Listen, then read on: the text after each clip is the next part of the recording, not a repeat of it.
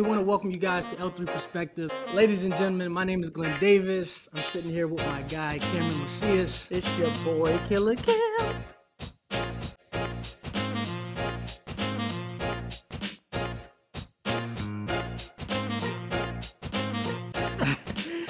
Ladies and gentlemen, my name is Glenn Davis. I'm sitting here with my guy, Cameron Macias. It's your boy, Killer Cam. Hey, we want to welcome you guys to L3 Perspective. This is a platform where we talk about life, where we talk about love, we talk about leadership. And, our goal with this is super simple, right? It's always just to kind of provide value through our conversations, through our guests. And today's guest, man, I'm super excited about this guy. I've had the pleasure of connecting with him a couple years back. Super stand-up guy, super deep, super intelligent, and, just very grateful for everything he's doing. When you talk about a leader, when you talk about someone that's in the forefront of changing and being an impact across, not just in his city, not just in his state, but across the nation. Super excited about this guy, man. We're gonna dive into it. You'll hear a little bit about it, and I believe, just knowing what little I know about him, people will be able to get some value from him, right? Super deep individual, and I'm humbled to be connected with this individual. But without further ado, welcome, Kimar Cain. What's up, brother? What's happening, man? Pleasure to be here. Humbled to be here. Thankful for the opportunity. Absolutely, man. I definitely appreciate you accepting the invite, and so I even want to kind of ask that, man. Like, what made you, just kind of say yes? I know time is precious. You got a lot going on your plate, and so just wanted to know the why behind, you saying yes. Yeah, I mean, previous connection. Us being able to work together before. The energy is good. I know that you're a stand-up guy. You're a solid individual. Usually, I'm the one that's actually interviewing folks, so it's cool to Which is your be face. switching roles today. Yeah. Yeah. That's good. Well, definitely appreciate you, man. Very, very grateful, man. I just want to express our gratitude, on this platform. And like I said, ready to just kind of dive into it. Let our audience know more of who Kimar Cain is, man, and just kind of go into it. So if you wouldn't mind, tell us like about yourself. Like, what do you do for a living? What are your passions? All right, so my name is Kimar Cain, your favorite country cousin, your favorite Mississippian, and your best friend. You believe what I'm saying? I consider myself to be a documentarian of the human experience through words, rhythm, and perspective. I always say that words have changed my life, saved my life, rather. And that's whether me listening to words through lyrics, through song, whether that's me writing down my own thoughts in my journal or reading a book or whatever the case may be, different words have saved like my mental space, helped me to maintain and remain sane. I'm a lover of jazz music, you know what I mean? And just perspective. Like I enjoy being able to sit and reflect on my own life as well as things that I have observed over my life, as well as learn from other people's perspective to add and kind of like tweak to make my own. Yeah. So that's if I had to define myself, I would say that young boy from Natchez, Mississippi. Lived in Atlanta for quite some time, but now I'm back in Mississippi. Been back here for about 2 years now. I am an educator by day. I am a community organizer. I'm a podcaster, speaker, and I'm working on my first book. Bet. So I used to recruit in Slidell, Louisiana. Okay, nice. For 3.5 years. So very, very familiar with that area of the South. Yeah, for sure. Great time. I will say, like, I always tell her this. It was funny because, like, you say life will throw things at you, and it's all about how you embrace it. Indeed. Slidell, Louisiana was like number 28 on the list of places I wanted to go to as far as like to be a recruiter. Yeah. And I remember, but now that it's all over, everything, like I couldn't be more thankful for that experience and like the people I met and how it really shaped kind of who I am 8 years later. Wow. Yeah. Those experiences always add to the greater version of yourself. So that, every experience counts. That's where I met Glenn too. Yeah. The better half. No, I'm just kidding. Yeah. Nah, it's funny when you talk about, just kind of your greater self. Like one of the reasons why, we decided to execute the podcast too was simply for that, right? To through our guests, right? There's for me, it was like through our network of people that we know, it would be selfish of us to only have those conversations behind the scenes and not allow folks to get a peek behind the curtain, you know. And so, you know, again, even more why I express my gratitude for you, man. And really, even just your intro, you said a lot. I want to unpack a little bit of that. You know, I definitely want to unpack that. So let's start with the podcast, right? And then we Yeah, can kind of go backwards. I know you about to execute your first book, have stamped author next to the name Kimar Cain. yes, sir. So what inspired you to go in that lane, right? To be in front of that or be behind that microphone, and yeah, tell us a little bit about your podcast.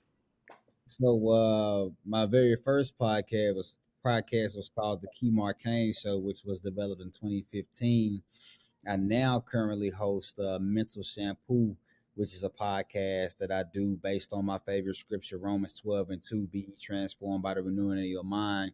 Do not conform to the ways of the world. You know what I mean? So using that scripture to more so shampoo our mental, being able to undo and unlearn a lot of the things that no longer serve us, and being able to relearn some things that are still valuable lessons, but just being able to look at it in a different way and utilize it in a different way. And some stuff just stay washed away that no longer benefit us. Mental Shampoo has been doing well. I actually just ended season 2 just this past Sunday, and I dedicated this one to the brothers. I wanted to do the second season with brothers, with black brothers, to let people know, hey, how black men think, how black men maneuver through the world, and people received it very well. And so, because of that, I was able to develop a men's group entitled Brother Helps Brother also. And we also had our second gathering yesterday. So it's a monthly meeting in Jackson, Mississippi, where brothers come together, just creating that safe space for them. But Mental Shampoo is all about mental wealth, mental wellness, and just being able to shift perspective. Because as we get older, man, we realize that life is simply about perspective and how we respond and react to the things that we experience. When it comes to me becoming a podcaster in general, I remember like being in the 7th grade, being 12 years old and like coming to my mother saying, hey, I know what I'm gonna do with my life, saying I'm gonna go to the University of Southern Mississippi. I'm Yeah. gonna major I'm going to major in mass communications, and I'm going Yeah. to become a radio personality. Like that was my dream, right? Mhm. My mother was like, "Oh, that's cool, but they don't make a lot of money, right?" So, Yeah. when you're younger, your parents, more so your mother's word is like God. So it's like, man, I need to find like something that's gonna make me some real money. So that's when my dream was kind of deferred in a way. Of course, my mother did it unintentionally, but that goes back to the word saying that your gift will make room for you. And so it's Mhm. kind of a full circle moment because I was inspired by Tom Joyner. Like I would purposely Mhm. miss the bus, you know what I mean, just so my mother can take me to school and I could listen to Tom Joyner in the morning. Like that was my Mhm. motivation. And Yeah. then as I got older, it's like Tom Joyner does these yearly cruises, D.L. Hughley, Steve Harvey Morning Show. All these cats got these radio shows. They not struggling. So it's like, hey, He's like, Yeah. I mean, what so is that? that's what that dream of becoming a nationally syndicated radio host, that sparked my podcast for sure. Mhm. Okay. I have to say, when he sent me the podcast, I was like, Mental Shampoo? Like, that is genius. Because Yeah. and it's crazy how, like, I always tell me and Glenn always talk about how the universe kind of brings things. I literally had that same conversation with a friend of mine yesterday. As I said, it's crazy how I can look at how I reacted to something this morning and understand the growth from 2 years ago, based off Yeah, based off almost like an uneducation of the system, like just like take like washing my mind, like you said, of all the things that no longer serve me, and yeah, keeping the things that do, and letting the rest just like slide to the side. and, and yeah, and I think that's that. So when we talk about the life aspect of it, right, and that's one of the conversations that I feel is not had in a lot of homes because unfortunately a lot of homes are broken. right? Yeah. And Mhm. so through your life lens and your life perspective, um, you know, you navigating through life, kind of going back to where Kimar Cain was, 6, 7, 8 years ago to where Kimar Cain is right now. What lessons have you learned Mm. through that journey of navigating through the ups and downs, the storms, the sunshine, and all that? That's a great question, dude. I've learned a lot within the past 6, 7 years. I've learned how to pick myself up by the bootstraps. I like at that time period, I was living in Atlanta, well, Tennessee, when I first started my first podcast, and I moved back to Atlanta. And I say Atlanta is what really made me into a man. Like Mississippi raised me, but Atlanta really gave me like those Mm. lessons that I needed to become the man that I am today. Mhm. Yeah. I do consider myself not really no more, but I did consider myself to be an introvert. So I would challenge myself to put myself in situations where I would be forced to talk to people, work alongside people, and one of the life lessons that I did learn is that life is about people. Like you can't Nice. do anything without people. You Yep. know, there are certain moments in your life where you do need time to isolate and be in your cocoon, but then other times it's time to get out of that cocoon and fly with the other butterflies. You dig what I'm Yep. saying? So, you know, it was one point where I was isolated to where I got comfortable being isolated. But then I had to break out of that in order to become this version of myself. So I learned that, and that comes from one of my favorite movies, actually, Collateral Beauty with Will Smith in Bruh, I we just had this Yeah. conversation. I said, "Have you seen the movie Collateral Beauty?" And he don't watch a lot of movies. So he's like, "Actually, I know what you're talking about." And I was like, "Bet." Yo, that opening scene, man, when he says life is about people, like that's always stuck with me. Yeah. Mhm. Uh, and I came up with a saying that collaboration save nations. Like Mm. to be, 6, 7 years ago in the beginning of my like really transition into collaborations and everything else, I tried to do everything by myself. It's like, Yeah. oh, I'm gonna keep this to myself because somebody might steal my idea or, Hmm. not trusting certain people or, not being too prideful to ask for help. Like now, if I don't know something, I say I don't know. If I need help with something, I ask for help. You know what I Yeah. mean? If I know I need to be a part of a team before developing a team, I go with that team and learn what I need to learn, and then I come back and make my own situation happen. So Yeah. that is a lot of what I learned. I got into books real heavy like 7 years ago, 7, 8 years ago, and I began to read more, and that started to open up my perspective to a much greater worldview. So yeah, that's a few things for sure. That's cool. Yeah. So just kind of going back to the life thing, like it's about lessons. Like you talk about, it's about people, right? When we talk life, love, leadership, like all of those are connected to one thing, and it's relationships, right? Yeah, And for sure. even kind of transitioning into something that I would often come across your page some years ago was invest in women. And Hmm. so Mm. I wanna kind of even for our viewers, like, can you tap into like what that is, why it was created, what all that. I got Yeah, three daughters, so and I was raised by a single mother. I'm telling you, like nobody has your back the way a woman has your back. Mm, Mm. I can start with that. Invest in Women is a brand that I started. When did I start? I started investing in women probably around 2015, 2016, somewhere in there. And I was in the A in that time too, and I began to get a lot of traction. I had two events in Atlanta under the name Invest in Women. A lot of women came out. They were able to politic with one Mm. another and actually build relationships. And some of them have actually done business together and developed mm, real life friendships. That's cool. So the reason behind that is one, I know the importance of community. Two, I understand that hey, even when women are done dirty by us men, they still have our back in a big way. So it's like mhm, imagine if we act right, how that'll quadruple in the Yeah. support that they already give and nurture. You know what I mhm, mean? And that I remember being in class. I came up with the concept of investing in women when I was actually in college and undergrad, I didn't make it a thing until a few years later. But I was sitting in class one time at Tougaloo College, and we were reading an article in one of my like political classes, and it was saying how women will have like majority of the businesses by 2050. And in my mind, my debate was like, nah, that's happening right now. I saw it back then, like, nah, these women out here, they getting it. And so that's when the concept of investing in women came about, because it's like, women get the job done. Women are more meticulous and pay more attention to detail. Yeah. And a lot of women back then didn't have certain opportunities, so they're gonna take full advantage of everything they got in front of them. And so, like, investing in women, not just monetary, you know what I mean, but with real love, with real support, genuine support, And I'll tell brothers, I'm like, hey, every time you work with a woman, you don't necessarily, or not at all, even try to seduce her. Like, just let her do her job, because a lot of women, from talking with these women, they get real uncomfortable when a brother tries to shift from business to pleasure. Right. So it's like, keep those relationships, how they need to be. Something happen down the line, hey, you're grown, do your thing. You know what I The mean? main But thing, the main thing.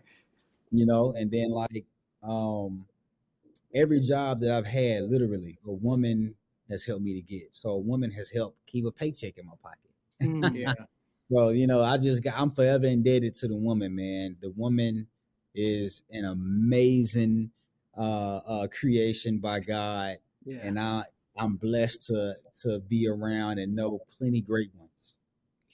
I want to pause. Well, let's digest that a little bit. And so, and the reason why Cam mentioned, he has a couple of daughters, right? I recently now have a daughter, right? Congrats. Yeah, I appreciate that, man. 3 So boys, I'm first I'm girl. 7 months in for me, and yeah, and so even being raised by a single woman, I've always held a certain level of respect for women, right? For And sure. so even hearing you, knowing that I'm somewhat connected to you, to know that your passion behind investing in women, that's pretty dope, man. And so, Thank you. uh, what responses have you received from women, right, in that circle, as far as like their expectations of men, or because I'm gonna take notes over here so I can give the game to my daughter, So, but no, just kind of curious, man, if you can kind of unpack that a little bit.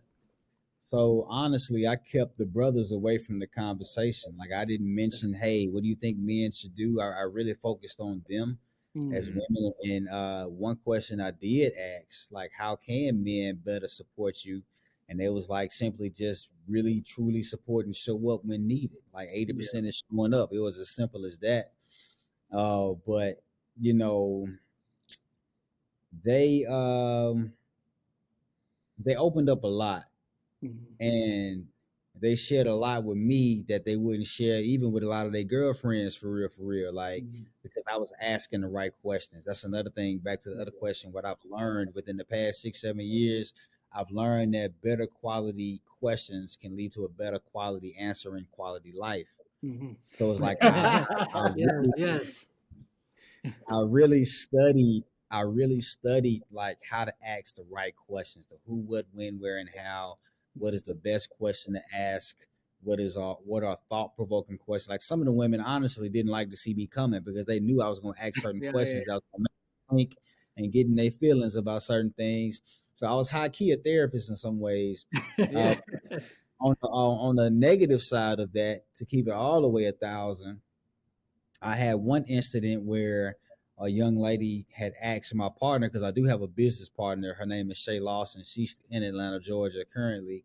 And she asked my partner, she asked her, is he doing this to get women, all this kind of stuff? So I had that too, right? Is he doing this to manipulate women? Da da da da. So you have no idea what trauma some of these women may have to have them have that certain thought.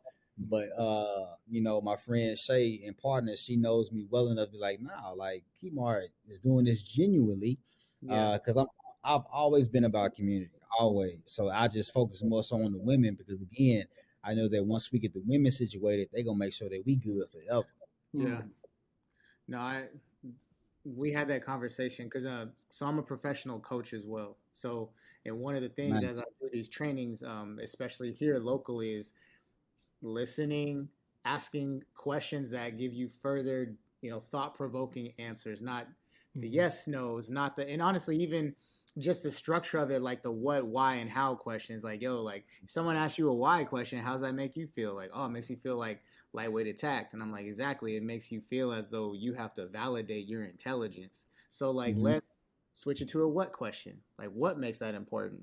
You know, all those types of things. So I appreciate that call it the house is on fire effect, when someone that you've never talked to is saying the same a lot of the same things. So, and that's semantics is something I think that isn't, people don't take it as important as they should, because literally one change of one word can get you a thought provoking answer, or What's the difference? Yeah. it can make the ultimate difference in how the communication flows between two people. Yep. Yeah, 100%. So you mentioned that as far as your involvement in the community, right? So throughout the years, like like you just mentioned again about like how the community, well, it sounds like the community is really big to you, right? It's Mm. connected to your passions, connected to your heart, it's connected to the impact that you make. Like, at what part of your life where that kind of stood out to you, where you were just like, I want to make sure I keep giving back to the community, right? So, Yeah. So, my background before I was an educator, I worked in government. So, I worked in government pretty much all throughout my 20s. And my first gig was with the United Auto Workers. I was a community organizer with them, working on a campaign to help the Nissan plant in Canton, Mississippi, get a union.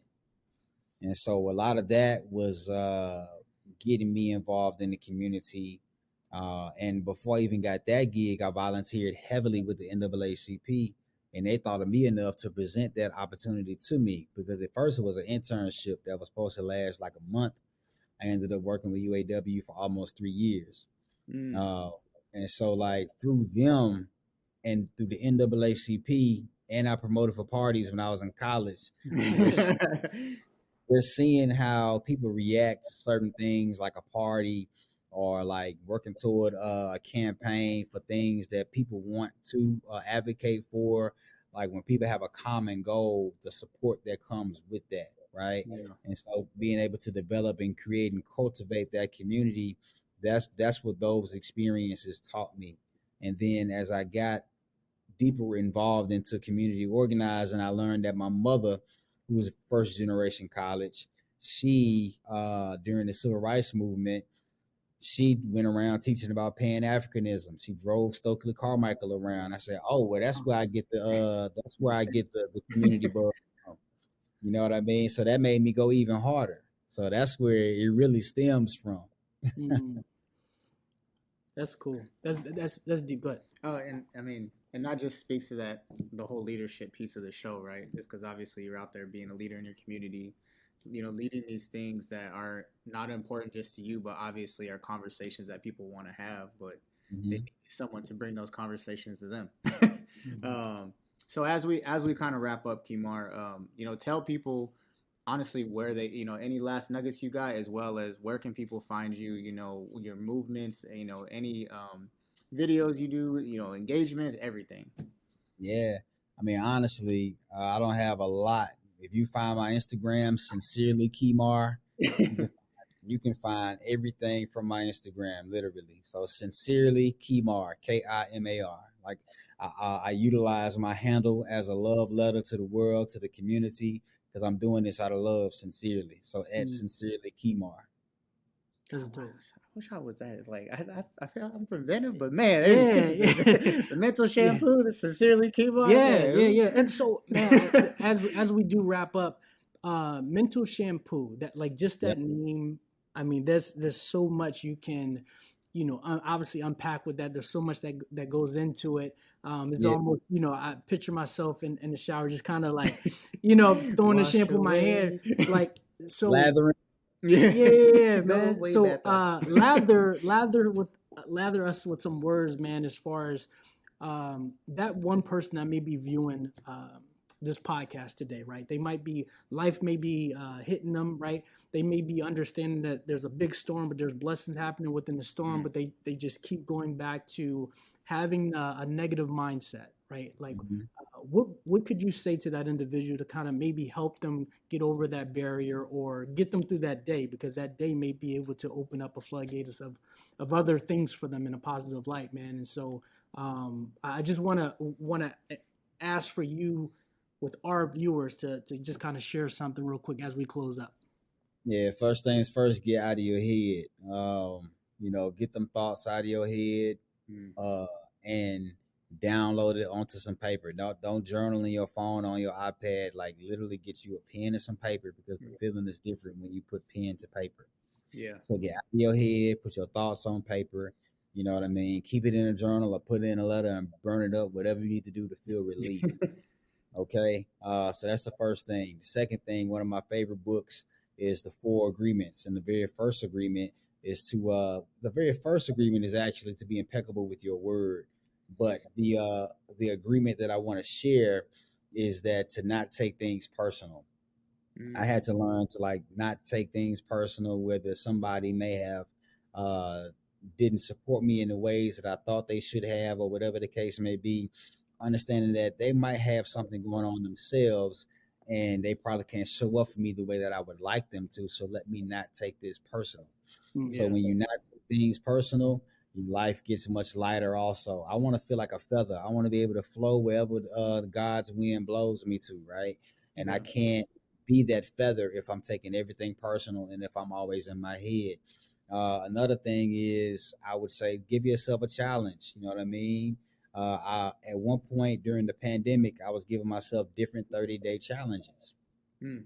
So I would do like various workouts for 30 days straight. I would fast, like intermittent fasting, which I do still do till this day, but I started intermittent fasting and I would only eat between certain hours. For 30 days, I would talk to a new stranger, I would try to make a new friend every day. So Mm, it's Yeah. like challenge yourself, give yourself these challenges. And a thing that I always say is just keep creating if you're a creator or not. Like, keep creating on your job or keep creating with your passion projects. Just keep creating because we're made in the image of God and the likeness of God.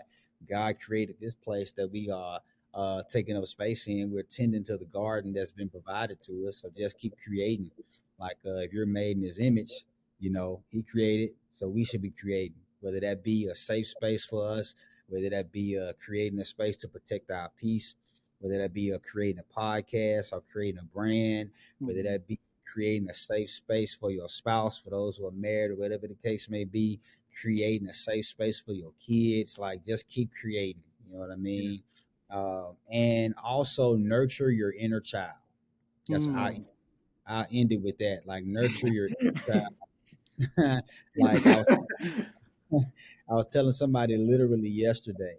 I said, if it's hard for you to get to a certain place of peace, harken back to times when you were a kid and think about how did you find peace as a kid and go back and do that thing. Because mm, when we get older, when we become adults, we stay stuck in adult mode. Yeah. But mm, a lot of cases, that childhood stuff, the little Kimar needs parenting, reparenting from adult Kimar.